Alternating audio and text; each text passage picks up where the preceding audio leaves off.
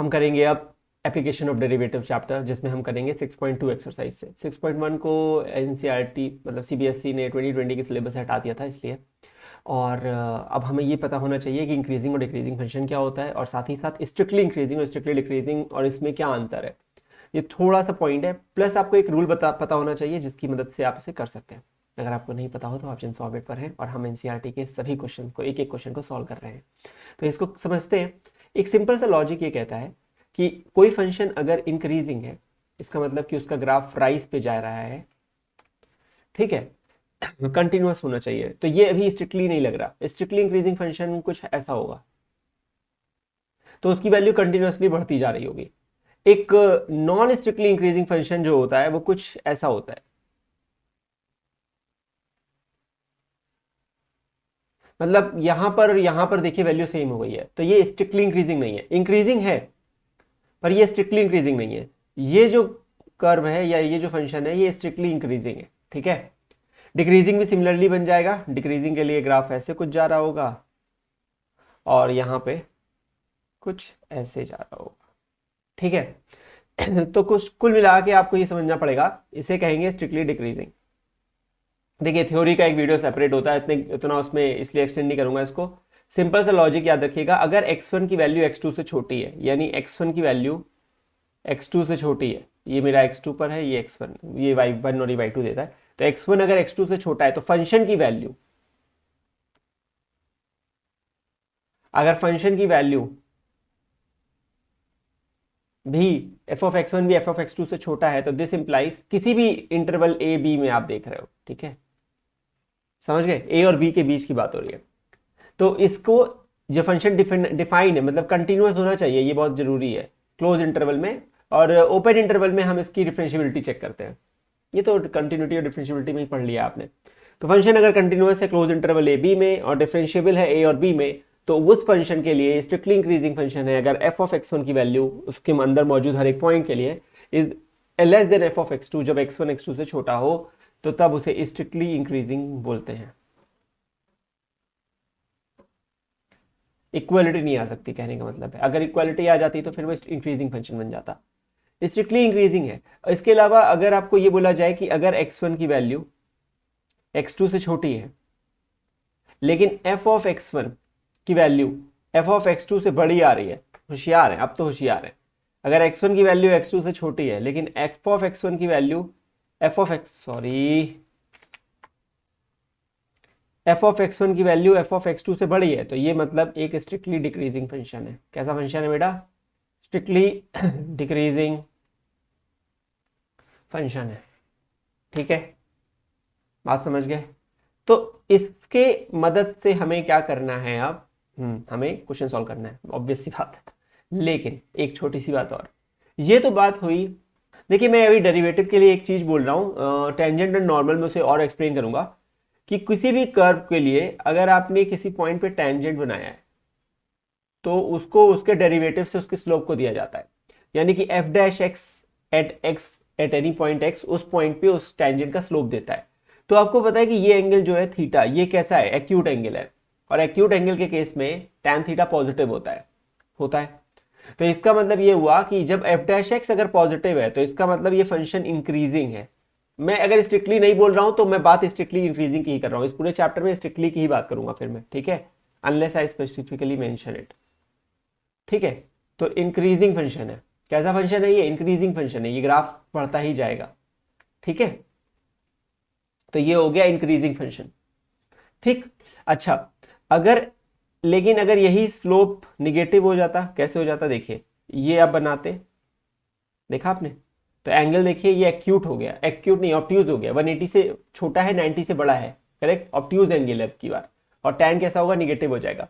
तो ये कैसा फंक्शन है? डिक्रीजिंग फंक्शन है। ये कैसा फंक्शन है? डिक्रीजिंग फंक्शन है। तो अगर एफ डैश एक्स की वैल्यू निगेटिव आ जाती है तो उस पॉइंट मतलब हर एक पॉइंट के लिए उस रीजन में, तो वो एक डिक्रीजिंग फंक्शन है, ठीक है। कई बार क्या होता है, फंक्शन ना कंटिन्यूअसली इंक्रीज और डिक्रीज नहीं करता, तो जैसे स्ट्रिक्टली अगर नहीं है, ये भी एक केस हो सकता था जब वो सिर्फ इंक्रीजिंग डिक्रीजिंग रीजन वाइज होता।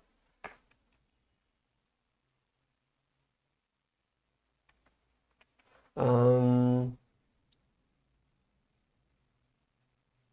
तो अब यहां से यहां तक के लिए, इस पॉइंट से लेके इस पॉइंट तक ये इंक्रीजिंग है, यहां से यहां तक ये डिक्रीजिंग है, और यहां से यहां तक फिर इंक्रीजिंग है। बात समझ में आ गई क्या कहना चाह रहा हूं? तो ये फंक्शन स्ट्रिक्टली इंक्रीजिंग भी नहीं है, स्ट्रिक्टली डिक्रीजिंग भी नहीं है। ये function reason wise increasing strictly increasing है, रीजन वाइज स्ट्रिक्टली डिक्रीजिंग है, किसी एक पर्टिकुलर इंटरवल के अंदर, पूरे इंटरवल के लिए नहीं है। अगर मैं कहूं ए से बी के लिए है क्या, तो बोलेंगे नहीं, ए से बी के लिए तो नहीं है, पर हाँ शायद ए से x1 के लिए है, और x1 से x2 के लिए स्ट्रिक्टली है, x2 से b के लिए स्ट्रिक्टली है। समझ गए? तो ये हमें अब करना है, क्वेश्चन करना शुरू करते हैं। काफी बातें हो गई थ्योरी के लिए। वन कहां चला गया? ये रहा। तो question number 1, show that the function given by this is increasing on r। अगर कोई फंक्शन इंक्रीजिंग है, हमें बस ये प्रूव करना है। 2-3 तरीके से प्रूव होता है। पहला सुन लीजिए क्या तरीका है। अगर x1 की वैल्यू x2 से छोटी है, पूरे रीजन के लिए, पूरे रियल नंबर के लिए लिया जा रहा है, तो x1 की वैल्यू अगर x2 से छोटी है, अगर हम ये प्रूव कर दें कि f ऑफ x1 की वैल्यू f ऑफ x2 से छोटी है, तो वो एक इंक्रीजिंग फंक्शन है। या फिर इसका डेरिवेटिव निकालें, उस पर एक क्रिटिकल पॉइंट निकालें, या फिर वो पॉइंट निकालें जिसपे इक्वल टू 0 करके आएगा, और उसके अबाउट देखें, रीजन निकालें, और वहां से पता करें कि किस रीजन में इंक्रीजिंग और किस रीजन में डिक्रीजिंग है। वो बाद में करेंगे। इसको करने का बहुत आसान तरीका है। लेट कोई पॉइंट है x1 जो है वो लेस देन x2 है, x1 और x2 बिलोंग करते हैं रीजन r को, यानी कि रियल नंबर के इंटरवल में आते हैं। ठीक है, तो x1 is less then x2 assume है। तो हम ये बोल सकते हैं ना कि 3 ऑफ x1 3 ऑफ x2 से छोटा होगा, क्योंकि सेम अगर पॉजिटिव नंबर मल्टीप्लाई करते हो तो इनइक्वालिटी का साइन फ्लिप नहीं करता है। बिल्कुल सही बात है। तो हम दोनों साइड क्या कर सकते थे, 17 ऐड भी कर सकते थे। तो अगर हम दोनों साइड 17 ऐड कर देते तो ये हो जाता, सेम एडिशन या subtraction of the same quantities does not change the inequality sign, again the same rule. But ये हमें बोलता है कि f ऑफ x1 है, क्योंकि अगर आप f ऑफ x1 निकालते तो यहाँ पे x की जगह x1 ही तो रिप्लेस करते। सही बात है। तो f ऑफ x1 की वैल्यू किससे छोटी आ रही है, f ऑफ x2 से आ रही है। समझ पाए बात को? कहने का मतलब हुआ कि यहाँ पे x2 होता तो 3x2 प्लस 17 बन जाता, ये f ऑफ x2 होता। हमने अज्यूम किया x1 लेस देन x2 है, और निष्कर्ष निकला कि f of x1 less than f of x2 है। दिस इंप्लाइज फंक्शन इज, और ये x1 x2 कुछ भी हो सकते हैं रियल नंबर में, इट इज अलाउड, तो वो जनरलाइज्ड है।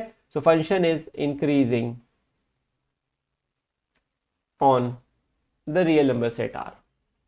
समझ गए बात को? ओके, अब मुझे समझ में आया, मेरा पेज अप डाउन हो गया है। ठीक है, कोई बात नहीं, नेक्स्ट करते हैं। Show that the function given bye f(x) is increasing on r। Again same situation है बेटा, एक सेकेंड। ठीक है, सो x1 अगर लेस देन x2 अज्यूम करूं, लेट, तो मैं ये कह सकता हूं कि 2x1 की वैल्यू 2x2 से छोटी होगी। सही है। एक्सपोनेंशियल लिया जाए, अगर e की पावर लिया जाए 2x1, तो वो हमेशा exponential function is an increasing function. No, यही प्रूव करना है ना। तो आपको पता है ना कि e की पावर 5 की वैल्यू e की पावर 10 से छोटी होगी। क्यों होगी? क्योंकि e की वैल्यू 2 और 7 के बीच, 2 और 3 के बीच में होती है। करेक्ट? तो जब अगर ये फ्रैक्शन होता तब केस बदल जाता। अगर यहाँ पे फ्रैक्शन मतलब डेसिमल होता, मान लेते हैं कि 0.5 की पावर लगा रहे होते, तो 0.5 की जितना बड़ा नंबर करोगे उतना छोटा होता जाएगा वो, तब डिक्रीजिंग हो जाता, अभी नहीं होगा। ठीक है, तो e की पावर 2x1 यहाँ पे 2x2 से छोटा होगा, यानी कि f ऑफ x1 की वैल्यू, अगर x की जगह x1 को रिप्लेस करें तो यहाँ भी x1 को ही रिप्लेस करेंगे, f ऑफ x2 से क्या आ रही है, छोटी आ रही है। This implies what? Function is increasing on r।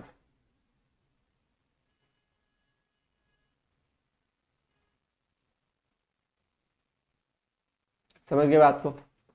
Next करते हैं। Show that the function given by f of x equals to sine x। अब बताना है रीजन वाइज इंक्रीजिंग है, डिक्रीजिंग है, या फिर नीदर इंक्रीजिंग नॉट डिक्रीजिंग है, 0 से पाई में, बाद में बात करेंगे उसके लिए। इसको हम डेरिवेटिव थ्योरी से निकाल सकते हैं, किस रीजन में है किस रीजन में नहीं है। चले शुरू करें। f ऑफ x दिया हुआ है साइन x। सबसे पहले आप निकालते हैं f डैश x। क्या निकालते हैं बेटा? f dash x। तो f डैश x क्या हो जाएगा? cos x। अब आपको f डैश x को करना है 0 पुट। ठीक है, तो cos x की वैल्यू क्या हो जाएगी? 0। अब ये बताइए cos x कहाँ कहाँ 0 हो सकता है? अगर आपको ग्राफ पता हो cos x का, तो आपको याद है, 0 से के लिए बात कर रहे हैं, 0 के पीछे के लिए बात नहीं करेंगे, क्योंकि 0 में ही देखना है, उसके नीचे देखना नहीं है। अगर यहाँ पे रीजन लिखे होते निगेटिव वाले तो फिर देखते, अभी जरूरत नहीं पड़ी है, समझ रहे हैं ना। तो आपको पता है 0 पे 1 होता है, 90 डिग्री पे 0 होता है, 180 पे -1 होता है, 2 पाई पे फिर 0 होता है और ऐसे ही चलता है। मैं 2 पाई से ज़्यादा नहीं जाना चाहता। तो यानी कि x की वैल्यू क्या क्या हो सकती है, 90 डिग्री हो सकती है, या फिर 2, अरे ये गलत हो गया, आई एम सो सॉरी, एक सेकेंड 3 पाई बाई 2 है बेटा, मिस कर गया मैं, सॉरी। cos 2 पाई 1 होता है, ठीक है, सॉरी। 90 के मल्टीपल्स में जो होता है, ऑड मल्टीपल्स में, 90 के ऑड मल्टीपल्स में क्या होता है, cos 0 होता है, ठीक है, 90 to 70 एंड सो ऑन। अच्छा, तो यहाँ पे देखिए x की वैल्यू क्या आ गई, पाई बाई 2 आ गई, x की वैल्यू क्या आ गई, पाई बाई 2 आ गई। एक और वैल्यू हो सकती है 3 पाई बाई 2, पर मैं अभी इसको इग्नोर कर रहा हूँ बिकॉज इस क्वेश्चन के हिसाब से उसका कोई यूज नहीं है। So I am just taking x equal to pi by 2 for as of now, ठीक है, क्या कर गया था मैं, ठीक है। तो x की वैल्यू क्या आ गई, पाई बाई 2। अच्छा, आपको पता है कि इंक्रीजिंग बताना है 0 से पाई बाई 2 इंक्रीजिंग बताना है 0 से पाई बाई 2 के लिए। तो अब हमें ये चेक करना है कि पाई बाई 2 से नीचे के लिए अगर हम रखते यानी कि cos x, तो आपको पता है 0 से पाई बाई 2 के लिए cos x कैसा होता है। देखिए cos x की वैल्यू कैसी है, आपका वही सर डिक्रीज हो रहा है। cos x को ये नहीं देखना है कि डिक्रीज हो रहा है, cos x पॉजिटिव है क्योंकि वो x एक्सिस के ऊपर है। अब आप समझिए क्या कहना चाह रहा हूं मैं, यानी कि for x belonging to 0 to pi by 2 cos x is a positive value और f dash x is a positive value।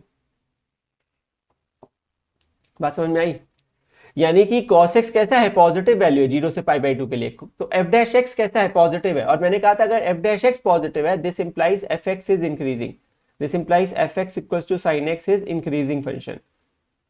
ये आपको वैसे भी पता लग जाता है, सुनिए मेरी बात को,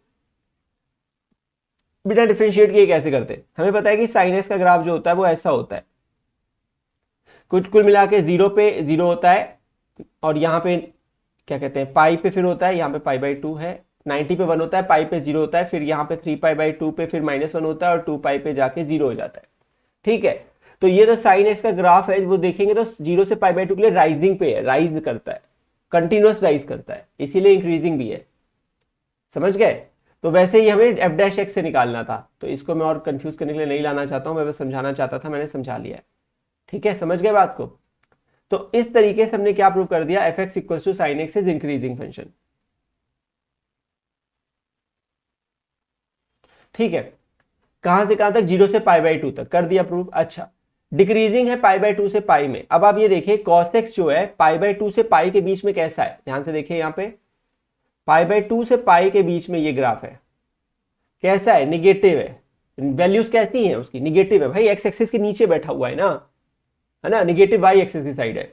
इसका मतलब क्या हुआ, for x belonging to pi by 2 to pi cos x is negative और you can say the derivative of x is negative। अगर डेरिवेटिव निगेटिव होता है, मैंने बता दिया था पहले ही, तो fx कैसा होता है, यानी fx equals to sin x is a decreasing function. समझ गए बात को। तो अब हमें ये तो पता हो गया कि डिक्रीजिंग है पाई बाई 2 से पाई में। अब हमें बोला जा रहा है neither increasing not decreasing in 0 to pi. Of course 0 से पाई बाई 2 में फंक्शन इंक्रीज करता है और पाई बाई 2 से पाई में डिक्रीज करता है, ये बस एक रैंडम इंटरप्रिटेशन है, एग्जैक्ट कर्व नहीं है। तो हमें पता लग रहा है एक पॉइंट से एक पॉइंट तक इंक्रीज कर रहा है फिर डिक्रीज कर रहा है, तो इसका मतलब पूरे रीजन में ना इंक्रीज कर रहा है ना डिक्रीज कर रहा है, क्योंकि दोनों कर रहा है, तो ये कोई प्रायोरिटी थोड़ी होती है। सो फ्रॉम 1 and 2, बस ये लिख दीजिए, from 1 and 2 we see that sin x is neither decreasing nor increasing in 0 to पाई। बस हो गया, सॉर्टेड। नेक्स्ट करते हैं क्वेश्चन नंबर 4। क्या कह रहा है, find the intervals in which the function है, मैं रिपीट क्यों नहीं करता हूं क्योंकि वीडियो देख रहा हूं, वापस से जाओ देख लो। Find the intervals in which the function है given by this, okay, increasing या डिक्रीजिंग। सबसे पहले प्रोसेस आपको पता लग गया, आप तो सीख गए, कभी भी रीजन निकालना हो बेटा तो बस डिफ्रेंशिएट कर दो। एफ डैश एक्स क्या होगा 4x minus three. Is such an easy differentiation, मतलब ये थोड़ी सिखाएगा टीचर यहाँ पे। 4x माइनस थ्री, तो एफ डैश एक्स को इक्वल टू जीरो करके पुट करो, तो 4x minus three equals to zero. तो जो पॉइंट है या क्रिटिकल पॉइंट बोल सकते हैं इसको आप, तो ये हो गया x इक्वल्स टू 3/4। यानी दो चीजें हो सकती हैं, 3/4 में ब्रेकिंग होगी, जो चेंजेस हो रहे हैं वो 3/4 के पहले होंगे और बाद में हो रहे होंगे। ठीक है, तो 3/4 के नीचे एक इंटरवल देखते हैं, तो दो इंटरवल है, so we have two intervals, -∞ to 3/4। इसको ऐसे भी बनाते हैं कई लोग, यहाँ पे एक नंबर लाइन पे प्लॉट कर लेते हैं ऐसे रियल नंबर लाइन के, ये रीजन जो है और ये रीजन जो है, तो ये पॉजिटिव और ये निगेटिव है, तो 3/4 के उधर वाला पॉजिटिव रीजन होता है, इधर निगेटिव होता है, ऐसे बोला जाता है। अभी के लिए हम इसको ऐसे नहीं बुद्धि लगाएंगे, हम बस एक बहुत अच्छा तरीका आपको बताता हूँ इसे सॉल्व करने का। दो इंटरवल हैं, आप उस इंटरवल में मौजूद कोई भी एक वैल्यू लेके चेक कर लो कि एफ डैश एक्स कैसा आ रहा है, और कोई इजी वैल्यू ले लो, उससे आपको पता लग जाएगा एफ डैश एक्स का साइन क्या है। साइन कभी चेंज नहीं होगा, आप उसके नीचे कोई भी रैंडम वैल्यू सेलेक्ट कर लो उस रीजन के अंदर और उसको पुट करके देखो एफ डैश एक्स के अंदर, और देखो एफ डैश एक्स कैसा साइन देता है, वो साइन यूनिक हो जाएगा, निगेटिव ही आएगा, विश्वास करो उसमें कोई दिक्कत नहीं है। तो वो साइन मल्टीपल चेक कर लो कि टोटल जो एफ डैश एक्स का जो पूरा टर्म बनता है वो निगेटिव होता है पॉजिटिव होता है। अगर वो निगेटिव है तो डिक्रीजिंग फंक्शन है, और अगर वो पॉजिटिव होता है तो इंक्रीजिंग फंक्शन है। इतनी बात समझ गए हो? सुनो मेरी बात। तो पहले रीजन है -∞ to 3/4। Case 1, when x belongs to -∞ to 3/4, let x is equal to 0, क्योंकि 3/4 तो 0.75 होता है, तो 0 आ गया। तो x अगर 0 है तो f डैश 0 क्या हो जाएगा, f डैश x क्या था, ये लिखा हुआ है देखिए यहाँ पे 4x माइनस 3, तो वो जाएगा 4 times 0 minus 3 which is negative. बस मैं लिख रहा हूँ विच इज निगेटिव, और -3 लिख देता हूँ यहाँ पे which is less then 0।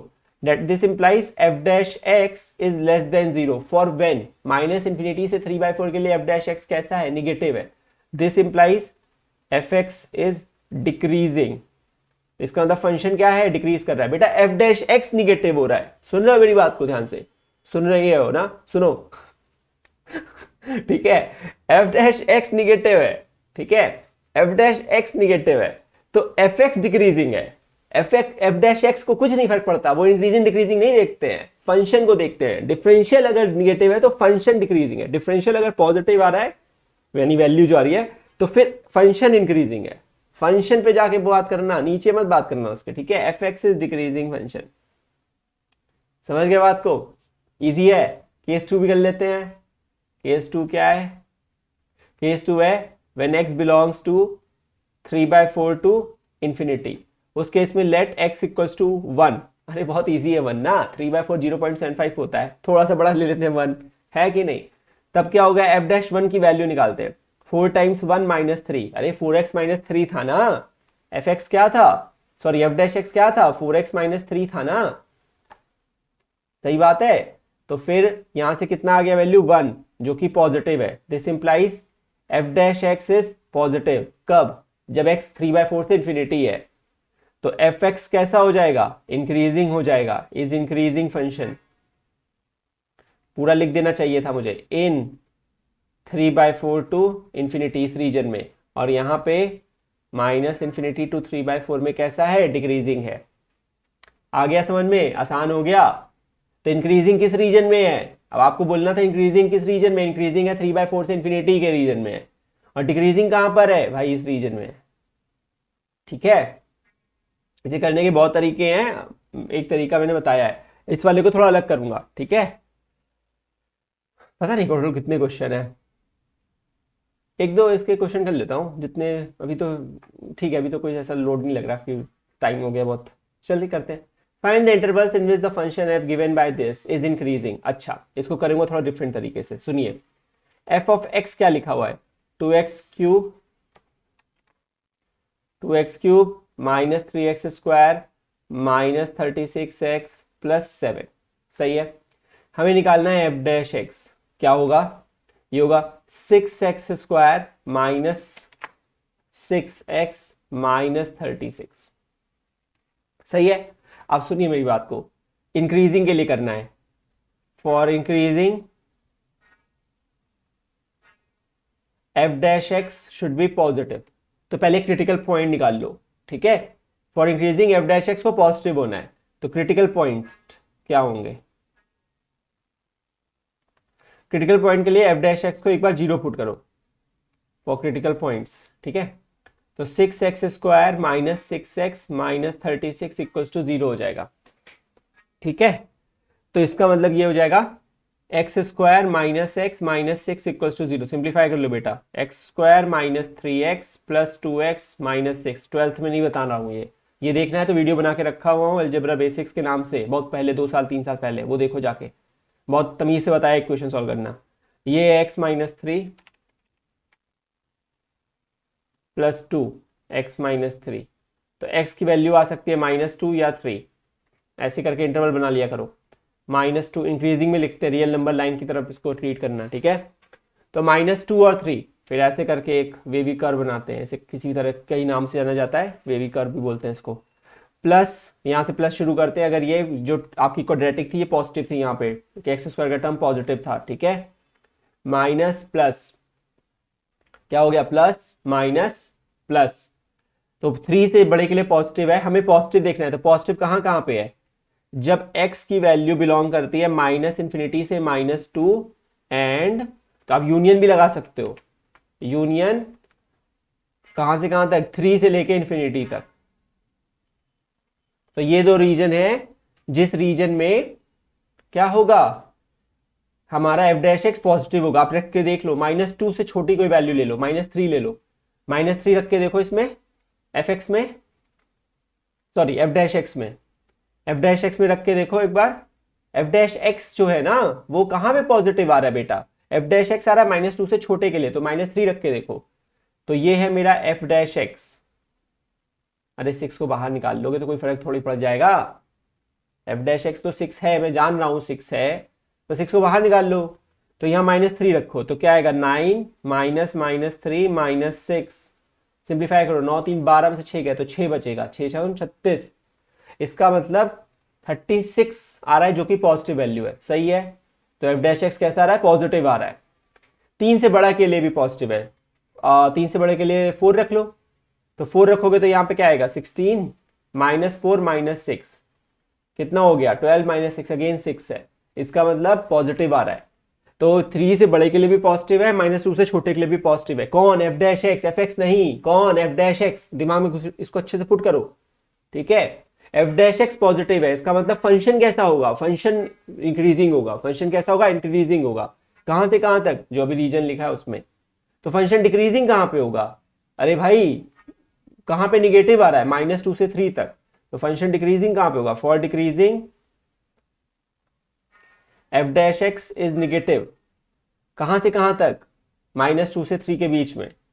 So x belongs to -2 से 3, इस रीजन में function F dash x negative है, या फिर हम ये कह सकते हैं कि,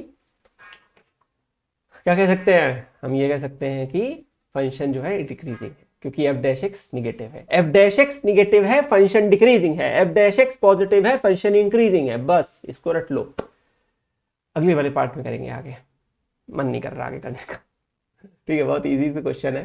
सो क्वेश्चन नंबर 6 ऑनवर्ड्स करेंगे नेक्स्ट पार्ट में। Till then I hope you are liking the videos. पसंद आया तो दोस्तों के साथ शेयर वगैरह करो। क्या बकवास चीज़ें शेयर कर लेते हो आप लोग, कुछ भी कर देते हो कभी कभी, तो नहीं, अच्छी चीज़ है ये। एक टीचर, सुनिए बात, एक टीचर फ्री में एनसीईआरटी के सारे क्वेश्चन को ऐसे सॉल्व कर रहा है जैसे क्लास में पढ़ा रहा हो। वो वाली वीडियो नहीं है जिसमें ऐसे करके कुछ भी लिख दिया है 4 लाइन उठा के, नहीं, रीजन है क्यों कर रहा हूँ, कैसे आ रहा है, क्या होगा, क्या करना था। ऐसे ही तो पढ़ाते हैं स्कूल में, ऐसे ही तो पढ़ाते हैं बड़े बड़े कोचिंग इंस्टीट्यूट्स और सब में। इससे अच्छा पढ़ाते हैं क्या? अरे मैं इतना अच्छा नहीं पढ़ाता, मजाक कर रहा हूँ, तो इससे अच्छा ही पढ़ाते हैं। मैं तो बस नॉर्मल बस सोल्यूशन कर रहा हूँ। Till then thanks for watching, see you in the next video.